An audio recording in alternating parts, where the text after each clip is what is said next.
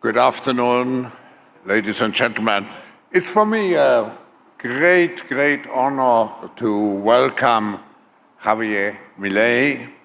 As you know, he's the freely elected president of Argentina, and it's actually your first trip to a foreign country after you have been elected. First, congratulations for your election, and congratulations also to your sister, who managed your election campaign.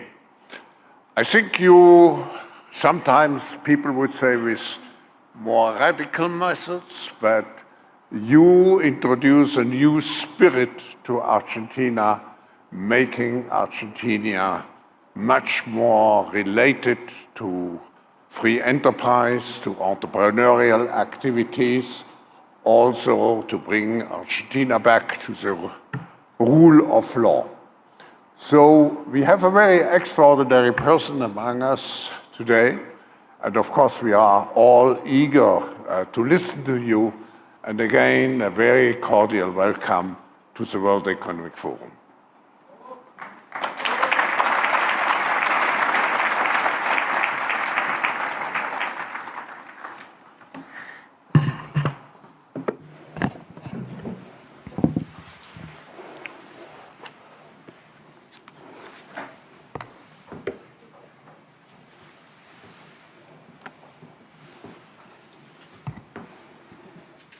Buenas tardes. Good afternoon. Muchas gracias. Thank you very much. Hoy estoy acá Today, I'm here para decirles que Occidente to tell you está en that the peligro. Western world is in danger. Está en peligro porque And it aquellos que is supuestamente deben endangered defender because los those valores who de are Occidente supposed to have to se defend the encuentran values of the cooptados West por una visión del are mundo co-opted by inexorablemente a conduce al vision of the world y, that en inexorably consecuencia, leads to a la socialism pobreza. and thereby to poverty. Lamentablemente, Unfortunately, en las últimas in décadas, recent decades, motivados por algunos deseos motivated pensantes de by querer some ayudar al well-meaning prójimo y otros por el deseo de individuals pertenecer a una willing casta to help privilegiada, others, and others los motivated principales by the líderes wish to del mundo belong to a occidental privileged han caste, abandonado the el main modelo de la leaders of the libertad Western world have por distintas abandoned the versiones de model lo que of llamamos freedom colectivismo. for different versions of what we call Nosotros estamos acá collectivism. para decirles que We're los here experimentos to tell you that colectivistas collectivist nunca son la experiments solución a los are problemas que never aquejan a the los ciudadanos del solution mundo, to sino the que por el problems contrario that son afflict the su citizens causa. of the world. Rather, Créanme, they are the root cause. nadie mejor que Do believe nosotros me, los argentinos para dar no one testimonios better de placed than estas dos us, cuestiones. Argentines, to testify to these two Cuando points. adoptamos el modelo de la When we libertad, adopted the ya por el model año of 1860, freedom back in 1860, in 35 years we became a leading world power. And when we embraced collectivism over the course of the last 100 years, we saw how our citizens started to become systematically impoverished, and we dropped to spot number 140 globally. But before having the discussion, it would first be important for us to take a look at the data that demonstrate why free enterprise capitalism is not just the only possible system to end world poverty, but also that it's the only morally desirable system to achieve this. If we look at the history of economic progress, we can see how between the year 0 and the year 1800 approximately, world per capita GDP practically remained constant throughout the whole reference period. If you look at a graph of the evolution of economic growth throughout the history of humanity, you would see a hockey stick graph, an exponential function that remained constant for 90% of the time and which was exponentially triggered starting in the 19th century. The only exception to this history of stagnation was in the late 15th century with the discovery of the American continent. But for this exception, throughout the whole period between the year 0 and the year 1800, global per capita GDP stagnated. Now, it's not just that capitalism brought about an explosion in wealth from the moment it was adopted as an economic system. But also, if you look at the data, what you will see is that growth continues to accelerate throughout the whole period. And throughout the whole period between the year 0 and the year 1800, the per capita GDP growth rate remained stable at around 0.02% annually, so almost no growth. Starting in the 19th century, with the Industrial Revolution, the compound annual growth rate was 0.66%. And at that rate, in order to double per capita GDP, you would need some 107 years. Now, if you look at the period between the year 1900 and the year 1950, the growth rate accelerated to 1.66% a year. So you no longer need 107 years to double per capita GDP, but 66. And if you take the period between 1950 and the year 2000, you will see that the growth rate was 2.1%. Again, the CAGR, which would mean that in only 33 years we could double the world's per capita GDP. This trend, far from stopping, remains well alive today. If we take the period between the year 2000 and 2023, the growth rate again accelerated to 3% a year, which means that we could double world per capita GDP in just 23 years. That said, when you look at per capita GDP since the year 1800 and until today, what you will see is that after the Industrial Revolution, global per capita GDP multiplied by over 15 times, which meant a boom in growth that lifted 90% of the global population out of poverty. We should remember that by the year 1800, about 95% of the world's population lived in extreme poverty, and that figure dropped to 5% by the year 2020, prior to the pandemic. The conclusion is obvious. Far from being the cause of our problems, free trade capitalism as an economic system is the only instrument we have to end hunger, poverty, and extreme poverty across our planet. The empirical evidence is unquestionable. Therefore, since there is no doubt that free enterprise capitalism is superior in productive terms, the left-wing doxa has attacked capitalism, alleging matters of morality, saying, that's what the detractors claim, that it's unjust. They say that capitalism is evil because it's individualistic, and that collectivism is good because it's altruistic, of course, with the money of others. So they therefore advocate for social justice.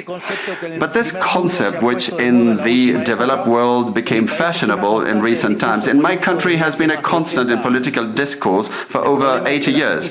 The problem is that social justice is not just, and it doesn't contribute either to the general well-being. Quite on the contrary, it's an intrinsically unfair idea because it's violent. It's unjust because the state is financed through tax.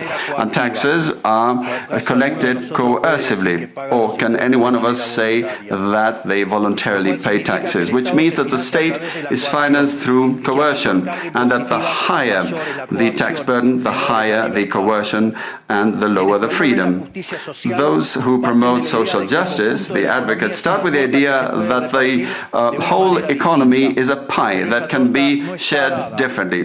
But that pie is not a given. It's wealth that is generated in what Israel Kirzner, for instance, calls a market discovery process. If the goods or services offered by a business are not wanted, the business will fail unless it adapts to what the market is demanding.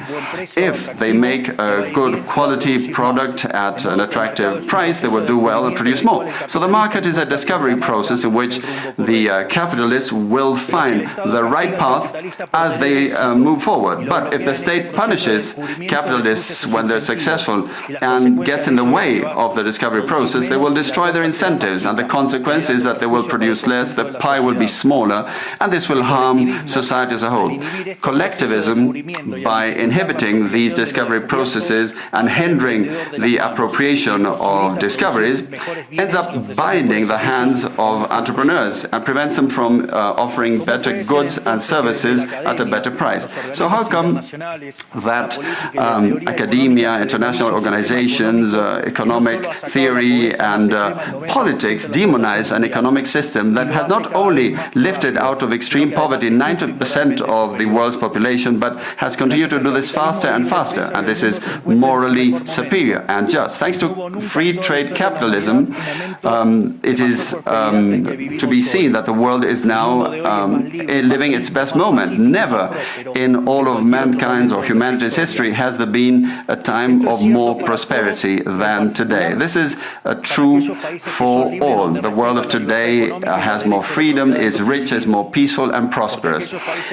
And this is particularly true for countries that have more freedom and have economic freedom and respect the property rights of individuals, because countries that have more freedom are 12 times richer than those that are repressed, and the lowest decile in terms of distribution in free countries are better off than 90% of the population of repressed countries, and poverty is 25 times lower, and extreme poverty is 50 times lower. And citizens in free countries live 25% longer than citizens in repressed countries. Now, what is it that we mean when we talk about libertarianism? And let me quote the words of the greatest authority on freedom in Argentina, Professor Alberto Venegas Lech Jr., who says that libertarianism is the unrestricted respect for the life project of others, based on the principle of non-aggression, in defense of the right to life, liberty and property. Its fundamental institutions being private property, markets free from state intervention,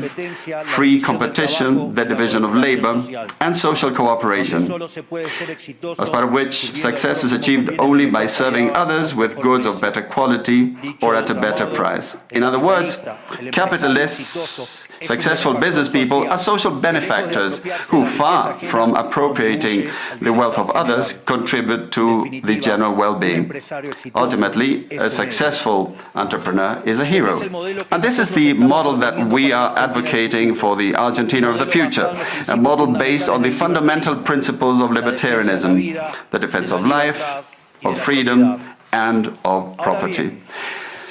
Now, if free enterprise capitalism and economic freedom have proven to be extraordinary instruments to end poverty in the world, and we are now at the best time in the history of humanity, it is worth asking why I say that the West is endangered. And I say this precisely because in those of our countries that should defend the values of the free market, private property, and the other institutions of libertarianism, sectors of the political and economic establishment, some due to mistakes in their theoretical framework and others due to a greed for power, are undermining the foundations of libertarianism, opening up the doors to socialism and potentially condemning us to poverty, misery and stagnation. It should never be forgotten that socialism is always and everywhere an impoverishing phenomenon that has failed in all countries where it's been tried out. It's been a failure economically, socially, culturally, and it also murdered over 100 million human beings. The essential problem in the West today is not just that we need to come to grips with those who, even after the fall of the Berlin Wall and the overwhelming empirical evidence, continue to advocate for impoverishing socialism. But there's also our own leaders, thinkers and academics who, relying on a misguided theoretical framework, undermine the fundamentals of the system that has given us the greatest expansion of wealth and prosperity in our history. The theoretical framework to which I refer is that of neoclassical economic theory, which designs a set of instruments that unwillingly or without meaning to ends up serving the intervention by the state, socialism and social degradation. The problem with neoclassicals is that the model they fell in love with does not map reality, so they put down their mistakes to supposed market failures rather than reviewing the premises of the model. On the pretext of a supposed market failure, regulations are introduced which only create distortions in the price system, prevent economic calculus, and therefore also prevent saving, investment and growth. This problem lies mainly in the fact that not even supposedly libertarian economists understand what the market is, because if they did understand, it would quickly be seen that it's impossible for there to be something along the lines of market failures. The market is not a mere graph describing a curve of supply and demand. The market is a mechanism for social cooperation where you voluntarily exchange ownership rights. Therefore, based on this definition, talking about a market failure is an oxymoron. There are no market failures. If transactions are voluntary, the only context in which there can be a market failure is if there is coercion. And the only one that is able to coerce generally is the state, which holds a monopoly on violence. Consequently, if someone considers that there is a market failure, I would suggest that they check to see if the state intervention involved. And if they find that that's not the case, I would suggest that they check again, because obviously there's a mistake. Market failures do not exist. An example of these so-called market failures described by the neoclassicals are the concentrated structures of the economy. However, without increasing returns to scale functions, whose counterpart are the concentrated structures of the economy, we couldn't possibly explain economic growth since the year 1800 until today. Isn't this interesting? Since the year 1800 onwards, with population multiplying by 8 or 9 times, per capita GDP grown by over 15 times. So there are growing returns, which took extreme poverty from 95% to 5%. However, the presence of growing returns involves concentrated structures, what we would call a monopoly. How come then that something that has generated so much well-being for the neoclassical theory is a market failure? Neoclassical economists think outside of the box.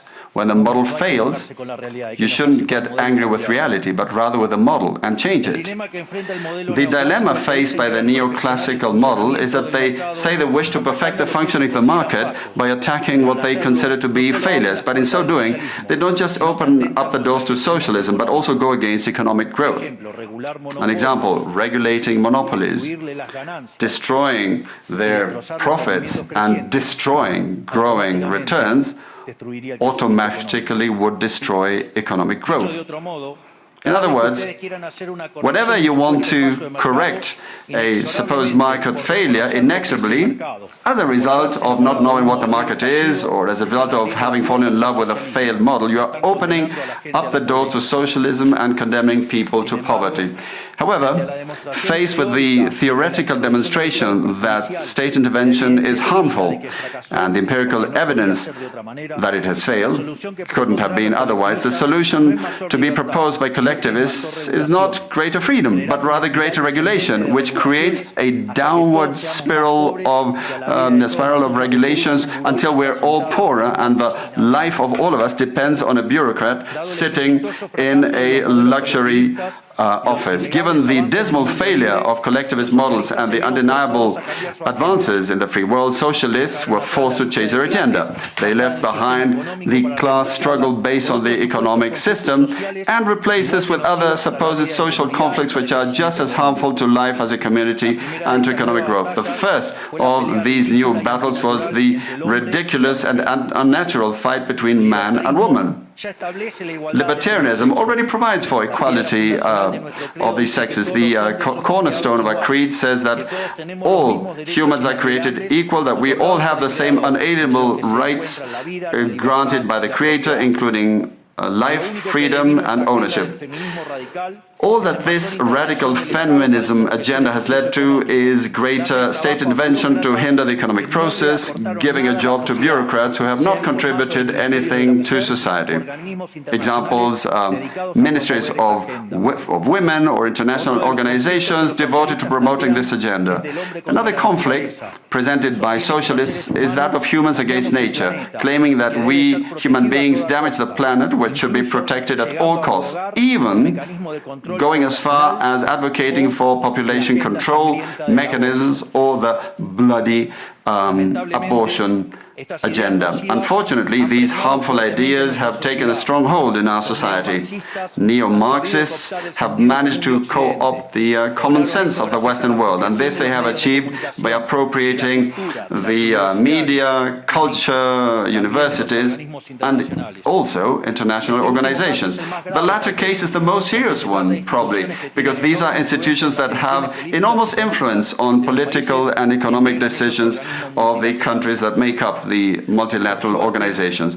Fortunately, there's more and more of us who are daring to make our voices heard, because we see that if we don't truly and decisively fight against these ideas, the only possible fate is for us to have increasing levels of state regulation, socialism, poverty, and less freedom, and therefore will be having worse standards of living. The West has unfortunately already started to go along this path. I know to many it may sound ridiculous to suggest that the West has turned to socialism, but it's only ridiculous if you only limit yourself to the traditional economic definition of socialism, which says that it's an economic system where the state owns the means of production.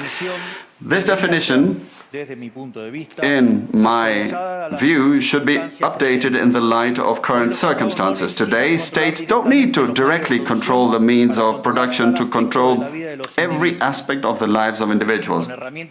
With tools such as printing money, debt, subsidies, controlling the interest rate, price controls, and regulations to correct the so-called market failures, they can control the lives and fates of millions of individuals. This is how we come to the point where, by using different names or guises, a good deal of the generally accepted political offers in most Western countries are collectivist variants, whether they proclaim to be openly communists, fascists, Nazis, socialists, social democrats, national socialists, Democrat Christians, or Christian Democrats, neo-Keynesians, progressive, populist, nationalists, or globalists. At bottom, there are no major differences. They all say that the state should steer all aspects of the lives of individuals. They all defend a model contrary to that one which led humanity to the most spectacular progress in its history. We have come here today to invite the rest of the countries in the Western world to get back on the path of prosperity, economic freedom, limited government, and unlimited respect for private property are essential elements for economic growth. And the impoverishment produced by collectivism is no fantasy, nor is it an inescapable fate. But it's a reality that we Argentines know very well. We have lived through this, we have been through this, because as I said earlier, ever since we decided to abandon the model of freedom that had made us rich, we have been caught up in a downward spiral, as part of which we are poorer and poorer day by day. So this is something we have lived through, and we are here to warn you about what can happen if the countries in the Western world that became rich through the model of freedom stay on this path of servitude. The case of Argentina is an empirical demonstration that no matter how rich you may be, or how much you may have in terms of natural resources, or how skilled your population may be, or educated, or how many bars of gold you may have in the central bank, if measures are adopted that hinder the free functioning of markets, free competition, free price systems, if you hinder trade, if you attack private property, the only possible fate is poverty. Therefore, in concluding, I would like to leave a message for all business people here and for those who are not here in person but are following from around the world. Do not be intimidated either by the political class or by parasites who live off the state. Do not surrender to a political class that only wants to stay in power and retain its privileges. You are social benefactors, you're heroes, you're the creators of the most extraordinary period of prosperity we've ever seen. Let no one tell you that your ambition is immoral. If you make money, it's because you offer a better better product at a better price, thereby contributing to general well-being. Do not surrender to the advance of the state. The state is not the solution. The state is the problem itself. You are the true protagonists of this story. And rest assured that as from today, Argentina is your staunch, unconditional ally. Thank you very much, and long live freedom. Damn it.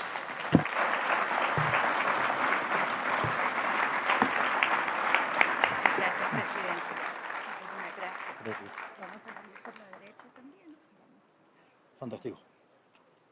Gracias.